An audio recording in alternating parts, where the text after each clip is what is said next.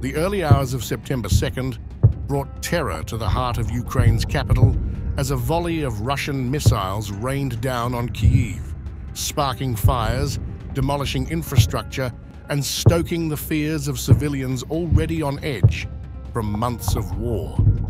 The assault, which commenced around 5:31 a.m. local time, according to the residents, left a grim path of devastation across several districts in the city. Elena Wave, a Ukrainian lawyer, was among the countless residents who experienced the attack firsthand. A missile whizzed over her home, a moment of sheer panic that she later recounted on social media. A ballistic missile just flew over my house. I will never forget this whistling sound, she wrote, echoing the anxiety that now permeates daily life in Kyiv. The damage was extensive. In the Sviatoshin district, missile debris ignited 4 cars and struck a warehouse. Fires were also reported in the Holosivsky and Shevchenkivsky districts, where non-residential buildings bore the brunt of the bombardment. Kyiv's mayor, Vitaly Klitschko, confirmed that emergency services were grappling with multiple incidents across the city. Russia launched a missile attack on Kiev. Emergency services operate in Sviatoshinsky, Golosiivsky, and Shevchenkivsky districts. At 6:25, 2 adults came to the doctors for help. One of them was hospitalized. So, according to previous information in the Sviatoshinsky district, in one place, 4 cars were on fire, and soon they were liquidated. In addition, in the Sviatoshinsky district, there was a fire in 2 surface non-living creatures.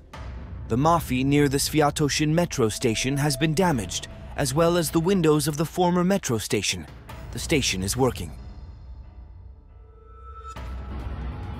According to the Air Force, Russia fired several groups of cruise missiles accompanied by ballistic missile launches and a few drones, targeting Kyiv.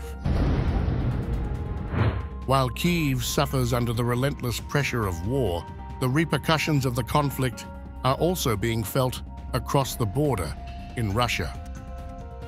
In the western Russian city of Kursk, the administrative center of the Kursk region, thousands of people have sought refuge after fleeing the violence along the border with Ukraine. Since Ukrainian armed forces invaded the region on August 6th, the city has become a temporary haven for those escaping the escalating conflict. As of August 22nd, a staggering 133,190 people have been evacuated from the Kursk region, according to the region's acting governor, Alexei Smirnov. Many of these evacuees left with nothing more than the clothes on their backs, forced to adapt to life in makeshift shelters scattered throughout the city.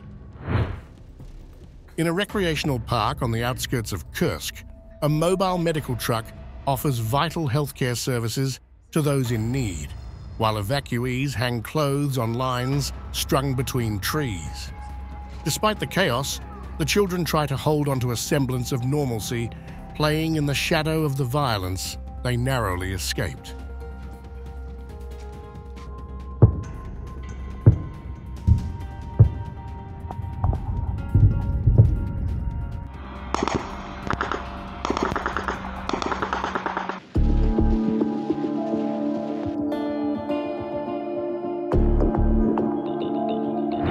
At least 47 people, including 5 children, were injured on Sunday when Russian missiles struck a shopping mall and events complex in Kharkiv, Ukraine's northeastern city, according to local officials.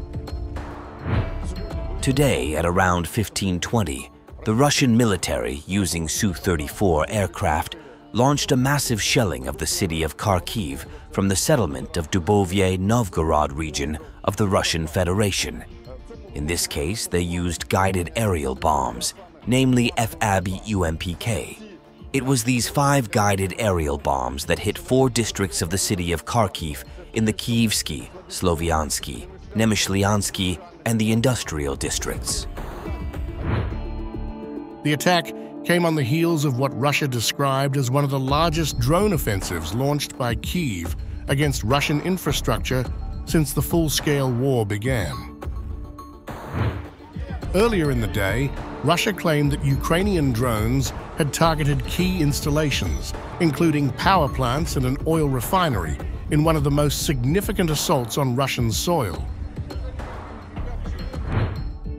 Moscow's forces also reported gains towards a strategic town in eastern Ukraine, signaling intensified fighting at a critical moment in the nearly 3-year conflict. The missile strike on Kharkiv prompted Ukrainian President Volodymyr Zelensky to renew his plea for Western allies to supply Kyiv with long-range missiles capable of hitting deeper into Russian territory, arguing that this would help neutralize the ongoing military threat posed by Moscow. The terrorist state must feel what war is. We are working to ensure that as many Russian military facilities, logistics hubs, and critical components of their war economy as possible fall within the reach of our weapons. The escalation in violence comes as Russia continues its offensive in eastern Ukraine, while simultaneously attempting to repel Ukrainian forces that breached its western border in a surprise incursion on August 6th. Last week, Moscow launched its heaviest airstrikes since the war began, targeting Ukrainian energy infrastructure and other critical facilities.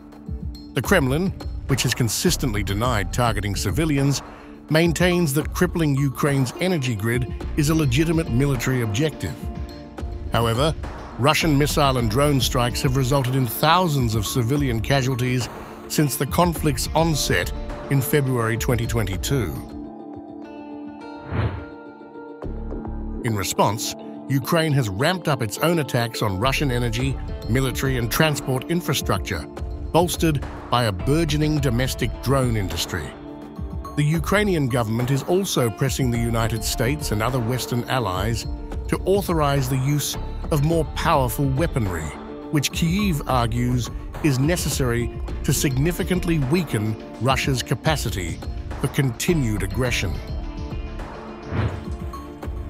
The situation in Kharkiv following Sunday's attack was grim, with rescue workers and volunteers racing to evacuate injured civilians from the shattered remains of the shopping complex. Broken glass and debris littered the area, and many residents sought refuge in a nearby metro station. Meanwhile, Russian officials reported that air defense units had intercepted 158 drones launched by Ukraine overnight, with debris causing fires at the Moscow oil refinery and the Konikovo power station in the Tver region. Kyiv has yet to comment on the scale of the drone assault, and Russia typically withholds details about the extent of damage from Ukrainian air attacks.